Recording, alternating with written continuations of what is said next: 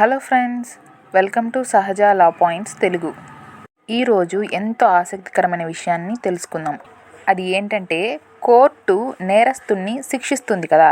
So అలా ఎన్ని రకాలుగా శిక్షించవచ్చు, ఆ శిక్షలలోని రకాలు ఏంటి అన్న విషయాన్ని తెలుసుకుందాం. ఫస్ట్, ఎవరైతే చట్టవిరుద్ధమైన పనులు చేస్తారో, ప్రభుత్వానికి వ్యతిరేకంగా ఎలాంటి పనులు చేసినా, లేకపోతే ఇతరులకు ఎలాంటి ఇబ్బంది కలిగించినా సరే, కోర్టు వాళ్ళని విచారించి తగిన పనిష్మెంట్ అనేది ఇస్తుంది. పనిష్మెంట్ అంటే శిక్ష. కోర్టు ఫస్టే నిందితుడు అని ప్రకటించదు. అన్ని వాదోపవాదాలు విన్న తర్వాత అతను నిజంగా తప్పు చేసుంటే ఆ తర్వాత నిందితుడిగా పరిగణిస్తుంది. అంతవరకు ఆ వ్యక్తిని అక్యూజ్డ్ అని సంబోధించాలి. అక్యూజ్డ్ అంటే నేరారోపణ మోపబడిన వ్యక్తి అని అర్థం. ఈ టైప్స్ ఆఫ్ పనిష్మెంట్ అనేది ముందు ఇండియన్ పీనల్ కోడ్ అంటే ఐపీసీ 1860 ప్రకారము 5 పనిష్మెంట్సే ఉండేటివి. కానీ ఈ బిఎన్ఎస్ అంటే భారతీయ న్యాయ సంహిత 2023 ప్రకారం 6 టైప్స్ ఆఫ్ పనిష్మెంట్స్ ఉన్నాయి. సెక్షన్ 4 ఆఫ్ భారతీయ న్యాయ సంహితలో సెక్షన్ 4 పనిష్మెంట్స్ గురించి చెప్తుంది. ఆ పనిష్మెంట్స్ ఏవి అనంటే, ఫస్ట్ వన్ డెత్ పెనాల్టీ, రెండవది ఇంప్రిజన్మెంట్ ఫర్ లైఫ్, మూడవది imprisonment rigorous or simple, fourth one forfeiture of property, fifth one fine, sixth one community service. ఇవి డీటెయిల్డ్గా అంటే ఏంటో తెలుసుకుందాం. డెత్ పెనాల్టీ అంటే మరణశిక్ష విధించడం అండి. ఉరి తీస్తారనమాట. ఇది చాలా రేరెస్ట్ ఆఫ్ ది రేర్ కేసులో జరుగుతుంది. ప్రతిదానికి ఉరేసేయాలి అని చెప్పి ఇవ్వరనమాట. అంటే హ్యాంగ్ చేయడానికి, ఉరి తీయడానికి అర్హులో అంత పెద్ద తప్పు చేస్తే వాళ్ళని ఉరి శిక్ష అనేది విధిస్తారనమాట. సో ఈ ఉరి శిక్ష అనేది చాలా పెద్ద అఫెన్సెస్కి, పెద్ద నేరాలకి విధిస్తారు.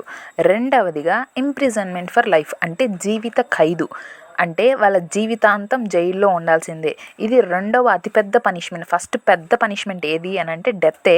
రెండవది ఇంప్రిజన్మెంట్ ఫర్ లైఫ్ అంటే జీవితాంతం వాళ్ళు జైల్లో ఉండాల్సిందే అని అర్థం. మూడవది rigorous or simple imprisonment. Rigorous అంటే కఠినమైన కారాగార శిక్ష. అంటే ఆ పనిష్మెంట్ అనేది చాలా కఠినంగా ఉంటుంది. ఫర్ ఎగ్జాంపుల్ రాళ్ళు మోయడం, బండలు పగలగొట్టడం, ఇట్లా చాలా కఠినంగా ఉంటుందన్నమాట శిక్ష. దాన్ని రిగరస్ ఇంప్రిజన్మెంట్ అంటారు.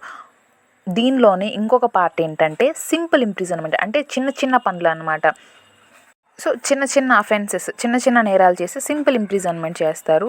పెద్ద అఫెన్సులు చేస్తే రిగరస్ ఇంప్రిజన్మెంట్ అనేది ఇస్తారు. ఇంతకుముందు అనుకున్నాం కదా జీవిత ఖైదులోని ఈ రిగరస్ ఇంప్రిజన్మెంట్ అనేది ఇంక్లూడ్ కూడా చేసి ఉంటారు కొన్ని సందర్భాల్లో. నాలుగవది ఫర్ఫీచర్ ఆఫ్ ప్రాపర్టీ అంటే వాళ్ళ ప్రాపర్టీని కూడా స్వాధీనం చేసుకుంటారు. Fourth one forfeiture of property అంటే వాళ్ళకున్న ప్రాపర్టీని స్వాధీనం చేసేసుకోవడం.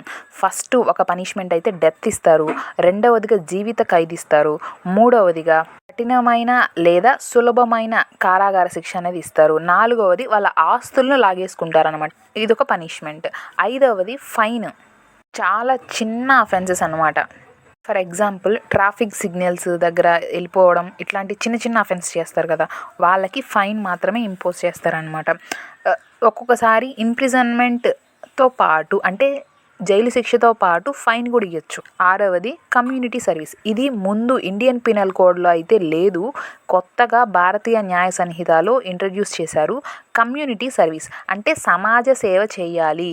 మన మెయిన్ ఉద్దేశం ఏంటంటే నిందితుడిని శిక్షించడం కాదు, అతనిలో మార్పు తీసుకొని రావడం.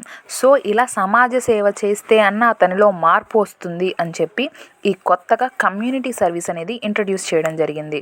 సో మనకన్నీ 6 పనిష్మెంట్లు ఉన్నాయి.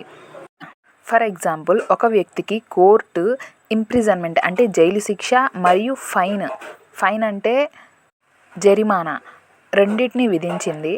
అతను ఇంప్రిజన్మెంట్ అంటే జైల్లోనే ఉన్నాడు 14 సంవత్సరాలు వేసింది అనుకోండి.